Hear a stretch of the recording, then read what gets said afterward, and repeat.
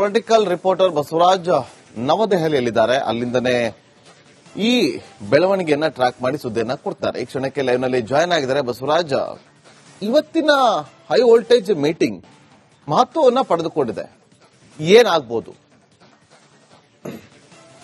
ನಾಗೇಂದ್ರ ಬಾಬು, ನಿನ್ನೆ ಕೂಡ ಮಲ್ಲಿಕಾರ್ಜುನ್ ಖರ್ಗೆ, ರಾಹುಲ್ ಗಾಂಧಿ ಅವರು ಗಂಭೀರವಾದಂತಹ ಚರ್ಚೆಯನ್ನ ನಡೆಸಿರ್ತಕ್ಕಂಥದ್ದು ರಾಜ್ಯ ರಾಜಕೀಯದ ವಿಚಾರ, ರಾಜಕೀಯ ಬಿಕ್ಕಟ್ಟಿನ ವಿಚಾರ ಮತ್ತು ಆಂತರಿಕವಾಗಿ ಸಿಎಂ ಹಾಗೂ ಡಿಸಿಎಂ ನಡುವೆ ನಡೀತಾ ಇರ್ತಕ್ಕಂಥ ಸಂಘರ್ಷದ ವಿಚಾರವಾಗಿ ಕೂಡ ಬಹಳ ಗಂಭೀರವಾಗಿ ಚರ್ಚೆ ಮಾಡಿದ್ದಾರೆ. ಮತ್ತು ಮುಂದಿನ ದಿನಗಳಲ್ಲಿ ಇದಕ್ಕೆ ಒಂದು ರೀತಿಯಲ್ಲಿ ಪರಿಹಾರ ಸೂಚಿಸದೆ ಹೋದ್ರೆ ಕರ್ನಾಟಕದಲ್ಲಿರ್ತಕ್ಕಂಥ ಸರ್ಕಾರವನ್ನು ಕಳೆದುಕೊಳ್ಳುವಂತಹ ಸ್ಥಿತಿಗೆ ಹೋಗಬಹುದು ಅನ್ನುವಂತ ಒಂದು ಲೆಕ್ಕಾಚಾರದಲ್ಲಿ ಚರ್ಚೆ ನಡೆಸಿರ್ತಕ್ಕಂಥದ್ದು. ಒಂದು ಸುಭದ್ರ ಸರ್ಕಾರ ಇದೆ ಅನ್ನುವಂಥದ್ದು ನಿಜ, ಆದ್ರೆ ಈಗಾಗಲೇ ಬಣ ಪಡೆದಾಟ ಆರಂಭ ಆಗಿರೋದ್ರಿಂದ ಇದನ್ನ ಬಿಟ್ರೆ ಇನ್ನೂ ಬೆಳೆಯೋಕೆ ಹೋಗುತ್ತೆ ಅನ್ನುವಂಥದ್ದು ಮತ್ತು ಈಗಾಗಲೇ ಸಮುದಾಯವಾರು ಲೆಕ್ಕಾಚಾರದಲ್ಲಿ ಇದೊಂದು ಆರೋಪಗಳು ಪ್ರತ್ಯಾರೋಪಗಳು ಶುರುವಾಗಿರ್ತಕ್ಕಂಥದ್ದು, ಒಕ್ಕಲಿಗ ವರ್ಸಸ್ ಅಹಿಂದ ಎನ್ನುವಂತ ಲೆಕ್ಕಾಚಾರದಲ್ಲಿ.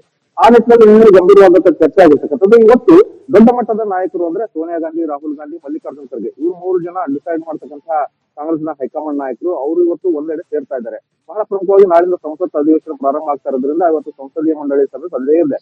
ಆ ಸಭೆ ಒಂದು ಬಹಳ ಪ್ರಮುಖವಾಗಿ ಅಲ್ಲಿ ಚರ್ಚೆ ಆಗುತ್ತೆ. ನಾಳೆ ಏನೆಲ್ಲ ಚರ್ಚೆ ಮಾಡಬಹುದು ಅನ್ನುವಂತ ಲೆಕ್ಕಾಚಾರದಲ್ಲಿ ಅದರ ಬಳಿಕ ಒಂದು ಮೂವರು ಕೂತು ಒಂದು ರಾಜ್ಯ ರಾಜಕೀಯದ ವಿಚಾರವಾಗಿ ಒಂದಷ್ಟು ಸಂಧಾನ ಸೂತ್ರಗಳನ್ನು ಹೆಣೆಯೂರಿದ್ದಾರೆ ಅನ್ನುವಂಥದ್ದು. ನಿನ್ನೆ ತೆಗೆದುಕೊಂಡಂತಹ ರಾಹುಲ್ ಗಾಂಧಿ ಮತ್ತು ಮಲ್ಲಿಕಾರ್ಜುನ್ ಖರ್ಗೆ ಅವರ ನಿರ್ಣಯಗಳನ್ನ ಸೋನಿಯಾ ಗಾಂಧಿ ಅವರಿಗೆ ತಿಳಿಸುವರಿದ್ದಾರೆ. ಆ ನಿರ್ಣಯ ಯಾವ ರೀತಿಯಾಗಿರುತ್ತೆ, ಯಾವ ರೀತಿಯಾದಂತಹ ಪರಿಣಾಮಗಳು ಮುಂದಿನ ರಾಜಕೀಯ ಮೇಲೆ ಬೀರ್ತವೆ ಅನ್ನುವಂತ ಲೆಕ್ಕಾಚಾರದಲ್ಲಿ ಸೋನಿಯಾ ಗಾಂಧಿ ಅವರಿಗೆ ಮನವರಿಕೆ ಮಾಡಿಕೊಡುವಂತ ಲೆಕ್ಕಾಚಾರದಲ್ಲಿ ಇವತ್ತು ಅವರು ಮೀಟಿಂಗ್ ಮಾಡೋರಿದ್ದಾರೆ.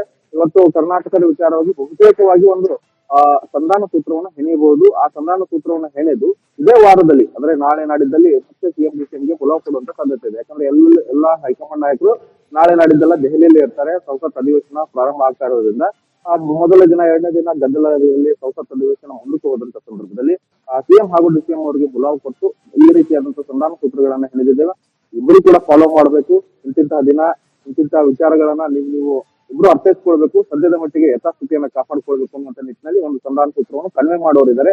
ಇದಕ್ಕೆ ಸಿಎಂ ಒಪ್ಪುತ್ತಾರ, ಡಿಸಿಎಂ ಒಪ್ತಾರ ಅನ್ನೋದು ಬಹಳ ಕುತೂಹಲ ಇರ್ತಕ್ಕಂಥದ್ದು. ಯಾಕಂದ್ರೆ ಹೈಕಮಾಂಡ್ ನಾಯಕರು ಹೇಳಿದ್ರೆ ನಾವು ಒಪ್ತೇನೆ ಅನ್ನುವಂತ ಮಾತನ್ನ ಇಬ್ರು ಹೇಳ್ತಾ ಇದ್ದಾರೆ.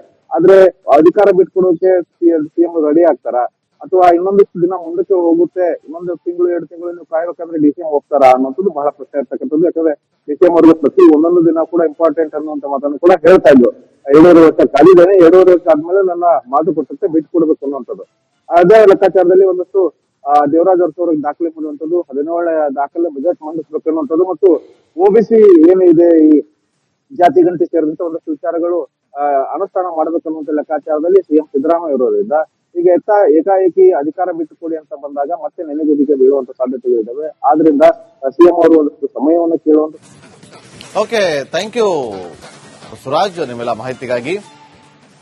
ಪೊಲಿಟಿಕಲ್ ರಿಪೋರ್ಟರ್ ಬಸವರಾಜ್ ನವದೆಹಲಿಯಲ್ಲಿದ್ದಾರೆ. ಅಲ್ಲಿಂದನೇ ಈ ಬೆಳವಣಿಗೆಯನ್ನ ಟ್ರ್ಯಾಕ್ ಮಾಡಿ ಸುದ್ದಿಯನ್ನ ಕೊಡ್ತಾರೆ. ಈ ಕ್ಷಣಕ್ಕೆ ಲೈವ್ ನಲ್ಲಿ ಜಾಯ್ನ್ ಆಗಿದ್ದಾರೆ ಬಸವರಾಜ್.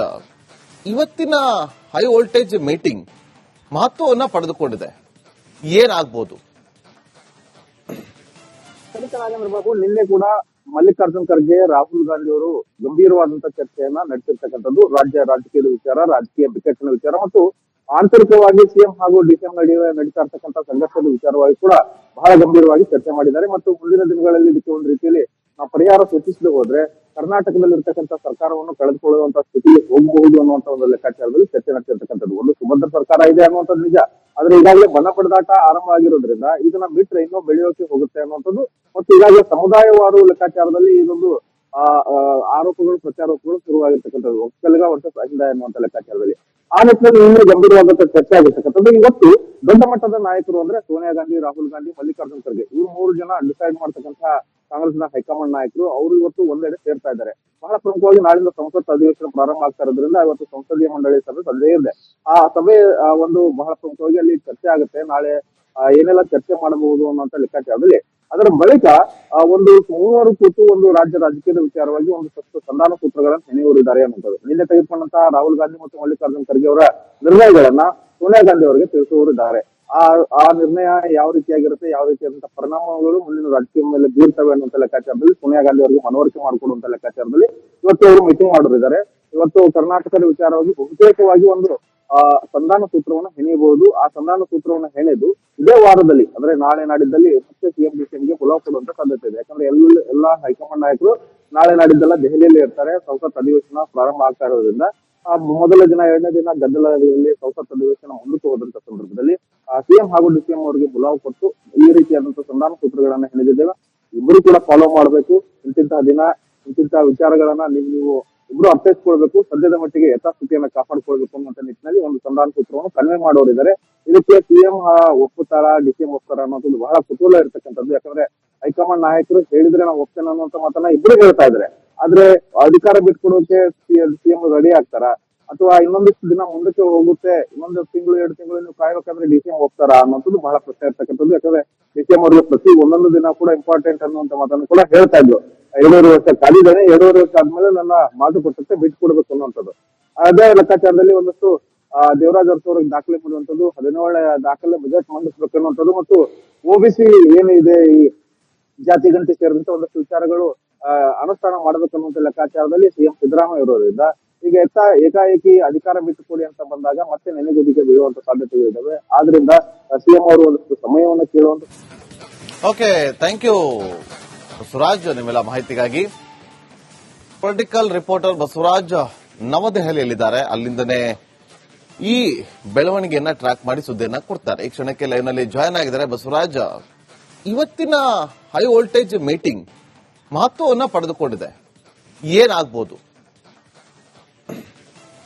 ನಾಗೇಂದ್ರ ಬಾಬು, ನಿನ್ನೆ ಕೂಡ ಮಲ್ಲಿಕಾರ್ಜುನ್ ಖರ್ಗೆ, ರಾಹುಲ್ ಗಾಂಧಿ ಅವರು ಗಂಭೀರವಾದಂತಹ ಚರ್ಚೆಯನ್ನ ನಡೆಸಿರ್ತಕ್ಕಂಥದ್ದು. ರಾಜಕೀಯದ ವಿಚಾರ, ರಾಜಕೀಯ ಬಿಕ್ಕಟ್ಟಿನ ವಿಚಾರ ಮತ್ತು ಆಂತರಿಕವಾಗಿ ಸಿಎಂ ಹಾಗೂ ಡಿಸಿಎಂ ನಡುವೆ ನಡೀತಾ ಇರ್ತಕ್ಕಂಥ ಸಂಘರ್ಷದ ವಿಚಾರವಾಗಿ ಕೂಡ ಬಹಳ ಗಂಭೀರವಾಗಿ ಚರ್ಚೆ ಮಾಡಿದ್ದಾರೆ. ಮತ್ತು ಮುಂದಿನ ದಿನಗಳಲ್ಲಿ ಇದಕ್ಕೆ ಒಂದು ರೀತಿಯಲ್ಲಿ ಪರಿಹಾರ ಸೂಚಿಸದೆ ಹೋದ್ರೆ ಕರ್ನಾಟಕದಲ್ಲಿ ಇರ್ತಕ್ಕಂಥ ಸರ್ಕಾರವನ್ನು ಕಳೆದುಕೊಳ್ಳುವಂತಹ ಸ್ಥಿತಿಗೆ ಹೋಗಬಹುದು ಅನ್ನುವಂತ ಒಂದು ಲೆಕ್ಕಾಚಾರದಲ್ಲಿ ಚರ್ಚೆ ನಡೆಸಿರ್ತಕ್ಕಂಥದ್ದು. ಒಂದು ಸುಭದ್ರ ಸರ್ಕಾರ ಇದೆ ಅನ್ನುವಂಥದ್ದು ನಿಜ, ಆದ್ರೆ ಈಗಾಗಲೇ ಬನ ಪಡೆದಾಟ ಆರಂಭ ಆಗಿರೋದ್ರಿಂದ ಇದನ್ನ ಬಿಟ್ರೆ ಇನ್ನೂ ಬೆಳೆಯೋಕೆ ಹೋಗುತ್ತೆ ಅನ್ನುವಂಥದ್ದು ಮತ್ತು ಈಗಾಗಲೇ ಸಮುದಾಯವಾರು ಲೆಕ್ಕಾಚಾರದಲ್ಲಿ ಇದೊಂದು ಆರೋಪಗಳು ಪ್ರತ್ಯಾರೋಪಗಳು ಶುರುವಾಗಿರ್ತಕ್ಕಂಥದ್ದು. ಒಕ್ಕಲಿಗ ವರ್ಸಸ್ ಅಹಿಂದ ಎನ್ನುವಂತ ಲೆಕ್ಕಾಚಾರದಲ್ಲಿ ಆ ನಿಟ್ಟಿನಲ್ಲಿ ಇನ್ನೂ ಗಂಭೀರವಾದಂತಹ ಚರ್ಚೆ ಆಗಿರ್ತಕ್ಕಂಥದ್ದು. ಇವತ್ತು ದೊಡ್ಡ ಮಟ್ಟದ ನಾಯಕರು ಅಂದ್ರೆ ಸೋನಿಯಾ ಗಾಂಧಿ, ರಾಹುಲ್ ಗಾಂಧಿ, ಮಲ್ಲಿಕಾರ್ಜುನ್ ಖರ್ಗೆ ಇವ್ರು 3 ಜನ ಡಿಸೈಡ್ ಮಾಡ್ತಕ್ಕಂಥ ಕಾಂಗ್ರೆಸ್ನ ಹೈಕಮಾಂಡ್ ನಾಯಕರು ಅವರು ಇವತ್ತು ಒಂದೆಡೆ ಸೇರ್ತಾ ಇದ್ದಾರೆ.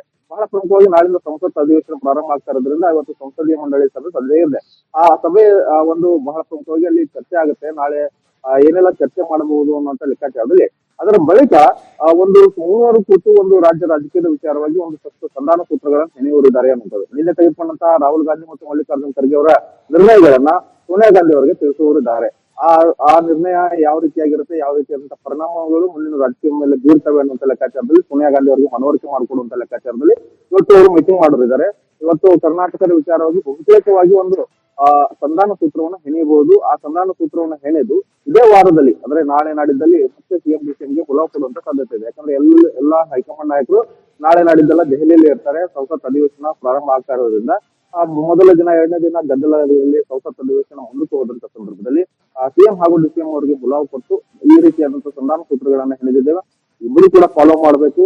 ಇಂತಿಂತಹ ದಿನ ಇಂತಿಂತಹ ವಿಚಾರಗಳನ್ನ ನೀವು ಇಬ್ರು ಅರ್ಥೈಸ್ಕೊಳ್ಬೇಕು. ಸದ್ಯದ ಮಟ್ಟಿಗೆ ಯಥಾಸ್ಥಿತಿಯನ್ನ ಕಾಪಾಡಿಕೊಳ್ಬೇಕು ಅನ್ನುವಂತ ನಿಟ್ಟಿನಲ್ಲಿ ಒಂದು ಸಂಧಾನ ಸೂತ್ರವನ್ನು ಕನ್ವೆ ಮಾಡೋರಿದ್ದಾರೆ. ಇದಕ್ಕೆ ಸಿಎಂ ಒಪ್ಪುತ್ತಾರ, ಡಿಸಿಎಂ ಒಪ್ತಾರ ಅನ್ನೋದು ಬಹಳ ಕುತೂಹಲ ಇರ್ತಕ್ಕಂಥದ್ದು. ಯಾಕಂದ್ರೆ ಹೈಕಮಾಂಡ್ ನಾಯಕರು ಹೇಳಿದ್ರೆ ನಾವು ಒಪ್ತೇನೆ ಅನ್ನುವಂತ ಮಾತನ್ನ ಇಬ್ರು ಹೇಳ್ತಾ ಇದ್ದಾರೆ. ಆದ್ರೆ ಅಧಿಕಾರ ಬಿಟ್ಕೊಡೋಕೆ ಸಿಎಂ ರೆಡಿ ಆಗ್ತಾರ ಅಥವಾ ಇನ್ನೊಂದಿಷ್ಟು ದಿನ ಮುಂದಕ್ಕೆ ಹೋಗುತ್ತೆ, ಇನ್ನೊಂದು ತಿಂಗಳು 2 ತಿಂಗಳು ನೀವು ಕಾಯ್ಬೇಕಾದ್ರೆ ಡಿಸಿಎಂ ಹೋಗ್ತಾರ ಅನ್ನೋದು ಬಹಳ ಪ್ರಶ್ನೆ ಇರ್ತಕ್ಕಂಥದ್ದು. ಯಾಕಂದ್ರೆ ಡಿಸಿಎಂ ಅವರಿಗೆ ಪ್ರತಿ ಒಂದೊಂದು ದಿನ ಕೂಡ ಇಂಪಾರ್ಟೆಂಟ್ ಅನ್ನುವಂತ ಮಾತನ್ನು ಕೂಡ ಹೇಳ್ತಾ ಇದ್ರು. 2.5 ವರ್ಷ ಕಾಲಿದ್ದಾನೆ, 2.5 ವರ್ಷ ಆದ್ಮೇಲೆ ನನ್ನ ಮಾತುಕತೆ ಬಿಟ್ಕೊಡ್ಬೇಕು ಅನ್ನುವಂಥದ್ದು. ಅದೇ ಲೆಕ್ಕಾಚಾರದಲ್ಲಿ ಒಂದಷ್ಟು ದೇವರಾಜ್ ಅರಸು ಅವರಿಗೆ ದಾಖಲೆ ಮಾಡುವಂತದ್ದು, 17 ದಾಖಲೆ ಬಜೆಟ್ ಮಂಡಿಸಬೇಕು ಅನ್ನುವಂಥದ್ದು ಮತ್ತು ಒಬಿಸಿ ಏನಿದೆ ಈ ಜಾತಿ ಗಣತಿ ಸೇರಿದಂತೆ ಒಂದಷ್ಟು ವಿಚಾರಗಳು ಅನುಷ್ಠಾನ ಮಾಡಬೇಕನ್ನುವಂತ ಲೆಕ್ಕಾಚಾರದಲ್ಲಿ ಸಿಎಂ ಸಿದ್ದರಾಮಯ್ಯ ಇರೋದ್ರಿಂದ ಈಗ ಏಕಾಏಕಿ ಅಧಿಕಾರ ಬಿಟ್ಟುಕೊಡಿ ಅಂತ ಬಂದಾಗ ಮತ್ತೆ ನೆನೆಗುದಿಗೆ ಬೀಳುವಂತ ಸಾಧ್ಯತೆಗಳು ಇದಾವೆ. ಆದ್ರಿಂದ ಸಿಎಂ ಅವರು ಒಂದಷ್ಟು ಸಮಯವನ್ನು ಕೇಳುವಂತ. ಓಕೆ, ಥ್ಯಾಂಕ್ ಯು ಬಸವರಾಜ್ ನಿಮ್ಮೆಲ್ಲ ಮಾಹಿತಿಗಾಗಿ.